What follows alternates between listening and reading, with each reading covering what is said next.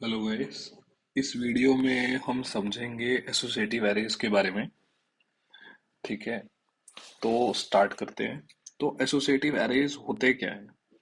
तो जनरली हमारे साथ क्या होता है, हमने अभी तक डायनामिक एरेज देखे कि जिसमें हमने एरे लिखा, यहाँ पे एरे लिखा और उसके अंदर मेमोरी असाइन कर दी भाई चार, या ऐसे लिखा एम्प्टी एरे, इंट एरे, और उसके बाद हमने एरे इक्वल टू न्यू किया,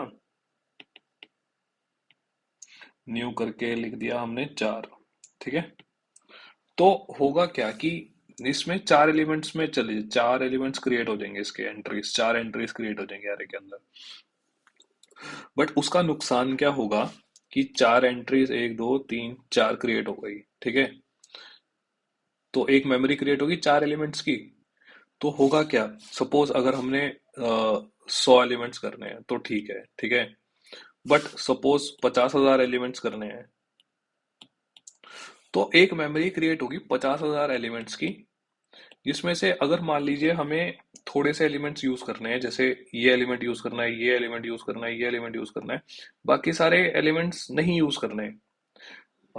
तो होगा क्या कि अगर हमें ये बाकी सारे एलिमेंट्स नहीं यूज करने, तो ये जो रिमेनिंग एलिमेंट्स हैं 50,000, 500 के वाले, जो ये बाकी बचे हुए एलिमेंट्स हैं जिसमें जीरो जीरो अवेलेबल है, तो ये तो हमारी मेमोरी वेस्ट हो जाएगी।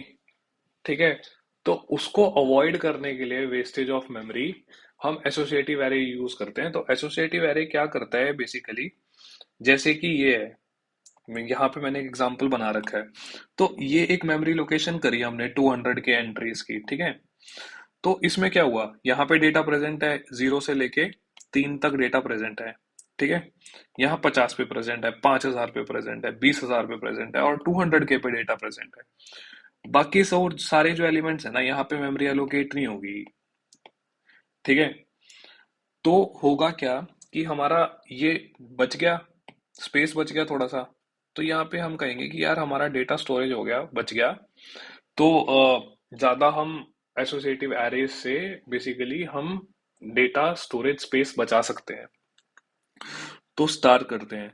तो एसोसिएटिव एरे करता क्या है, एसोसिएटिव एरे करता है कि एसोसिएटिव एरे स्टोर करता है entries in a sparse matrix.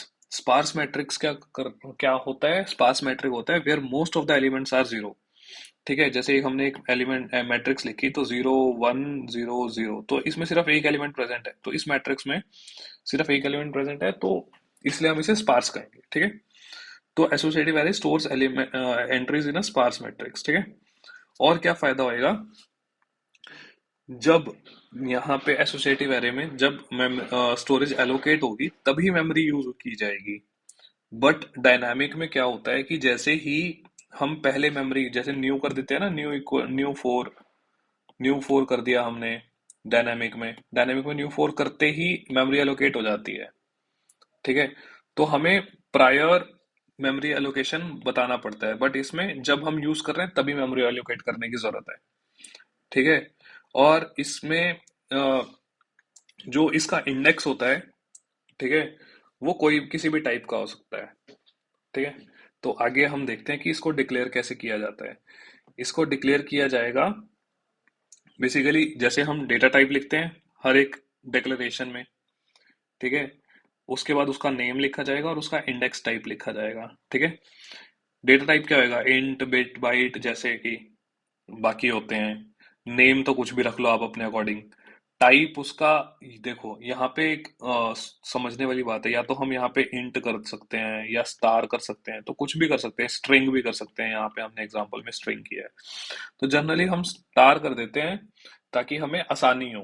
Basically हम कुछ भी डाल सकते हैं उसमें, डेटा टाइप मॉडिफाई कर सकते हैं हम आगे जाके। ठीक है, अब एसोसिएटिव एरे क्यों यूज होता है, जब कब यूज होता है, और बेटर क्यों है, ये बेटर है कि जब हमें किसी डेटा एंट्रीज का साइज नहीं पता है, तब ये हमारे लिए बेटर है। और जब डेटा स्पार्स है, मतलब जब डेटा में बहुत सारे एलिमेंट जीरो हैं, तो एसोसिएटिव एरे यूज कर लेते हैं हम। ठीक है, कुछ कुछ लोकेशंस पे ही, एक बहुत बड़ी मेमोरी है तो कुछ कुछ लोकेशन पे ही डेटा प्रेजेंट है, तो वहां पे हम एसोसिएटिव एरे यूज कर सकते हैं। ठीक है, अब आए हम एरे मेथड्स पे। कि कौन कौन से एरे मेथड्स होते हैं। तो इसमें सबसे पहले होता है नम। तो नम क्या रिटर्न करेगा, जब भी हमने कोई एरे डॉट नम लिखा तो वो बता देगा कि भाई नंबर ऑफ एंट्रीज कितनी है एसोसिएटिव एरे के अंदर अभी प्रेजेंट। डिलीट इंडेक्स क्या करेगा, रिमूव कर देगा भाई किसी भी पर्टिकुलर इंडेक्स के पे जो एंट्री प्रेजेंट है उसको डिलीट कर देगा। एग्जिस्ट क्या करेगा, एग्जिस्ट रिटर्न वन कर देगा, ये वन दे देगा कि स्पेसिफाइड, जैसे कि एक एक इंडेक्स है किसी, इस इंडेक्स पे अगर सॉरी ये पूरा हो गया, हाँ। तो अगर मान लीजिए इस 200 के पे हमारा कोई एलिमेंट प्रेजेंट नहीं है, ठीक है, तो वो जीरो दे देगा आउटपुट। और अगर कोई एंट्री प्रेजेंट है इस पे, जैसे वन प्रेजेंट है इस पे, तो ये कह देगा कि भाई हाँ ये एग्जिस्ट करता है और रिटर्न वन कर देगा, ठीक है। और फर्स्ट वेरिएबल क्या करेगा कि भाई जो फर्स्ट वेरिएबल है जैसे जीरो है, इसकी वैल्यू जाके वेरिएबल के अंदर डाल देगा, ठीक है। जीरो की वैल्यू किसी वेरिएबल के अंदर डाल देगा। लास्ट में लास्ट क्या करेगा, लास्ट लास्ट वाली वैल्यू डाल देगा। नेक्स्ट क्या करेगा, नेक्स्ट इंडेक्स जो जीरो के बाद वाले, सपोज अगर हम जीरो पे हैं तो इसके नेक्स्ट इंडेक्स को डाल देगा। प्रीवियस इसके प्रीवियस वाले को डाल देगा, ठीक है। अभी हम एग्जांपल से देखते हैं कि कैसे करते हैं इसमें। तो यहाँ पे आप देखो कि इंट एरे है, ठीक है। इंट एरे क्या करेगा कि भाई इसमें इसको डिक्लेयर कैसे किया, इसको डिक्लेयर कर दिया स्टार से, ठीक है, और एक इंडेक्स लिख दिया हमने वेरिएबल इंट टाइप का। तो हमने क्या काम किया कि भाई हमने यहाँ लिखा कि भाई 3 बार रिपीट कर दो इसको, एरे इंडेक्स को, और इंडेक्स इंटू टू हो जाएगा, इंडेक्स प्लस फोर हो जाएगा, ठीक है। तो इससे क्या होगा, इससे हमारा एक एरे जनरेट हो गया। आप यहाँ देख सकते हैं कि 3 बार रिपीट हुआ, 1 2 3, 0 4 8। यहाँ से कैसे हुआ, जैसे पहले इंडेक्स की वैल्यू जीरो होगी, ठीक है, इंडेक्स की वैल्यू जीरो हुई तो यहाँ पे एरे जीरो हो गया, array zero equal to zero. अब जैसे इंडेक्स की वैल्यू फोर होगी तो ये दोबारा से रिपीट हुआ, तो फोर पे एट आ गया, उसके बाद 16 आ गया, ठीक है। ये हो गए हमारी वैल्यू असाइन हो गई यहाँ पे, जीरो पे जीरो, फोर पे एट, और एट पे 16, ठीक है। अब ये हो गया। अब हमारी फर्स्ट एंट्री पे क्या होगा, फर्स्ट एंट्री पे ये होगा कि जैसे ही एरे ऑफ जीरो होगा, हमने यहाँ पे लिखा कि भाई अब हम सबसे पहले इस पे देख रहे हैं, ठीक है, इस पे फोकस करते हैं। तो पहले क्या होगा कि भाई फर्स्ट इंडेक्स बता दे भाई क्या होता है, ठीक है। तो इसने बता दिया कि एरे डॉट फर्स्ट और इंडेक्स लिख दिया। तो इसने इसने कह दिया कि भाई इंडेक्स तो अब हमारा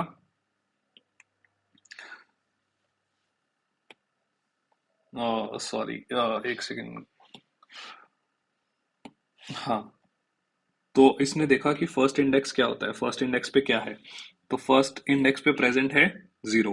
तो ये रिटर्न कर देगा एरे इंडेक्स को, ठीक है, एरे के अंदर जो एरे है।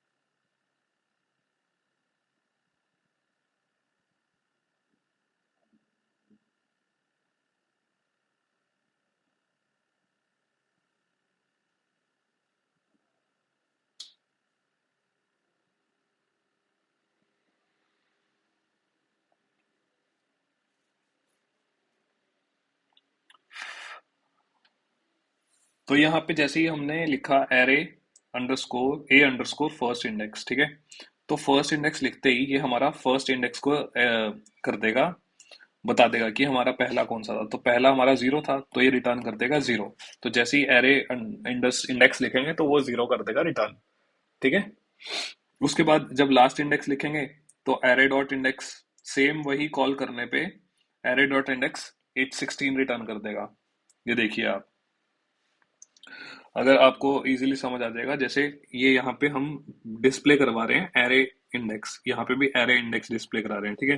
तो यहाँ पे हमने लिखा एरे डॉट फर्स्ट इंडेक्स, ठीक है। तो इसने क्या काम किया कि भाई एरे के फर्स्ट इंडेक्स को रिटर्न करा दिया एरे में, ठीक है। तो जैसे ही हमने किया तो यहाँ पे 0 प्रिंट हो गया, या फिर लास्ट एंट्री पे 16 प्रिंट हो जाएगा। ऐसे ही चलता जाएगा हमारा। ठीक है। अब हम आगे देखते हैं, हमने एग्जिस्ट करवाया कि भाई एग्जिस्ट कर रहा है कि नहीं कर रहा, 8 एग्जिस्ट कर रहा है कि नहीं। ठीक है। तो यहाँ पे इसने इंडेक्स देखा कि भाई 8 जो इंडेक्स है उस पे कुछ एरे एग्जिस्ट कर रहा है कि नहीं, तो 8 पे हम चेक करेंगे 16 एग्जिस्ट कर रहा है, तो ये रिटर्न कर देगा 1। ठीक है। इफ तो ये 1 रिटर्न कर दिया तो दैट मीन्स ये वाली स्टेटमेंट चल जाएगी, इंडेक्स 8 एग्जिस्ट इन एरे, तो ये प्रिंट हो जाएगा। ठीक है। उसके बाद आए हम इस पे लास्ट इंडेक्स पे। लास्ट इंडेक्स पे आके हमने देखा कि भाई एरे डॉट लास्ट इंडेक्स कौन सा है, लास्ट एंट्री फिर से 16 थी, एरे डॉट 8 पे 16।